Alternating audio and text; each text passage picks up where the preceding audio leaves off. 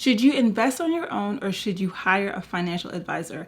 And if you decide to go the financial advisor, which type should you choose? Because there are more than one. These questions and much more will be answered in today's video.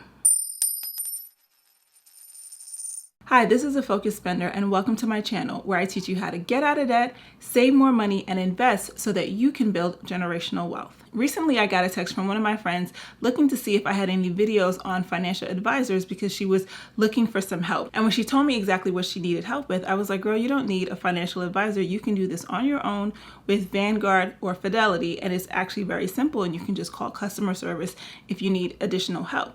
And during the course of the conversation, she admitted to me that she doesn't even like talking to financial advisors because she feels like a fool when speaking to them and like she needs to know more than she already does. And I had to echo her sentiment. I know exactly how that feels. It can feel very intimidating when you're going to someone asking for financial advice, and sometimes they can talk over your head to the point where you're like, should I even do this on my own? Am I smart enough to do this? Is it going to make me more money? Like, all of these questions I'm sure are running through your head because I've definitely had them as well. So let's back up a little bit and just talk about what a financial is and what they do. So a financial advisor is a financial professional such as a certified financial planner, a wealth manager, or a stockbroker. And their whole job is to manage your investment portfolio. Sometimes you can find others with other specializations such as budgeting, estate planning, or tax preparation. They come with varying level of fees, whether it's a percentage of your portfolio or a flat fee. And depending on what type of financial advisor you choose, there may be account minimums to even use them. Now, whether or not you decide to hire a financial advisor or do it yourself, you definitely have to have some basic knowledge of investing because you don't want to just hand your money off to a professional and they could be a crooked professional and you lose all of your money. So you want to have that basic understanding of investment, meaning what is a stock? What is a bond? What is a mutual fund? What is an ETF? What are the different types of IRAs? Do you need a traditional IRA? Do you want a Roth IRA? You want to have that level of understanding. So if you decide to go that do-it-yourself route, I definitely suggest that you always start with your retirement account, making sure that that is funded whether you have a 401k at your job or a 403b. And when you move past the 401k, 403b, then the next thing I want you to do is open some type of IRA, whether you do traditional, which is pre-tax, or Roth, which is post-tax. And I have a video on the topic, which you can see in the description box below. After you do those things, that's when you can start thinking about opening up a taxable account. And a taxable account is not a retirement account. It means that every year when you earn dividends or capital gains, you are going to be paying taxes on that money. So that's why I want you to start with your retirement, because you will not be paying taxes on that money until at least the time you retire. And in terms of how to do it yourself, you would want to open up an account with like E-Trade, Robinhood, M1 Finance, and I particularly like M1 Finance because you are picking your individual stocks or you're picking your funds, but you're creating a portfolio so that you're always investing in a balanced way on a set schedule. Let's jump right into financial advisors. Like I said earlier, there are a few different types of financial advisors.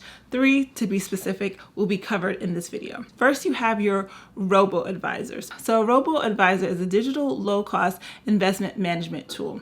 You answer some questions, they feed those answers into a computer, and an algorithm will determine your investment portfolio. So thinking of Robo Advisors, I think of Betterment and Wealthfront. And if you have been following me for a long time, you know that I love Betterment. I have been using them for years. And I do like the simplistic nature of it. You tell it your goals and it just makes an investment portfolio for you. It is definitely one of your lowest cost options with an annual fee of 0.25%. So let's do the math on that. So if you have an account balance of $50,000, your annual fee would be $125 for the year, which is very, very cost effective. And with a company like Betterment, there are no account minimums, so you can start wherever. So the next type of financial advisor is an online financial planning service that gives you virtual access to a human financial planner, meaning you can talk to someone virtually about your account needs. Now, a company like Vanguard has this option where if you have at least $50,000 in your account,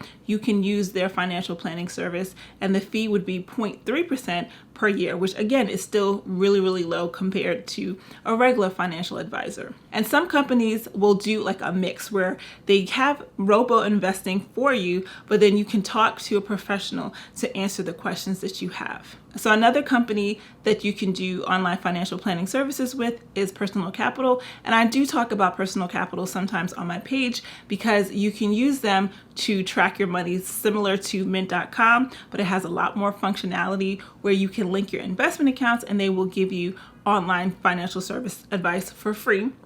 But if you go deeper with them, you can speak to one of their professionals as your financial planner. But their account minimum is $100,000 and their annual fee is 0.89%. So finally, we come to the traditional financial advisor, which is what most people are used to hearing about.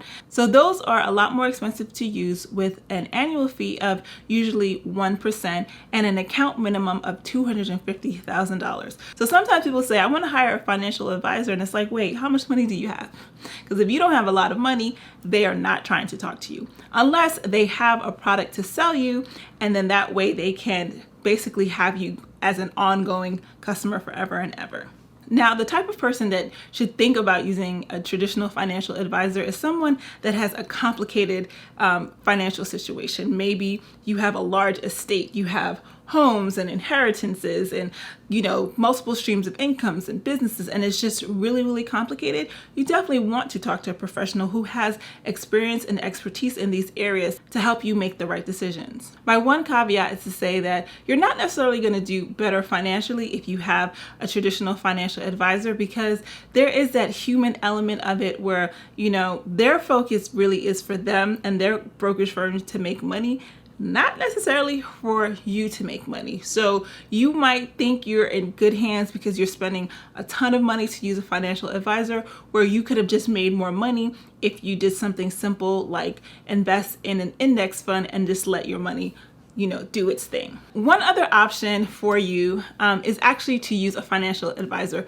for free. If your company has a 401k, 403b program, typically what happens when it's that re-enrollment time or that sign-up time, they bring in a representative from their company and then they come in and talk to people about their goals and how to invest their money. What you can do is meet one of those people and then just start asking them questions about everything you have. Just tell them your whole financial history, let them tell you what they think for free, and then you can go ahead and just implement it on your own. So what it boils down to is, are your finances complicated? Can you afford to hire a financial advisor?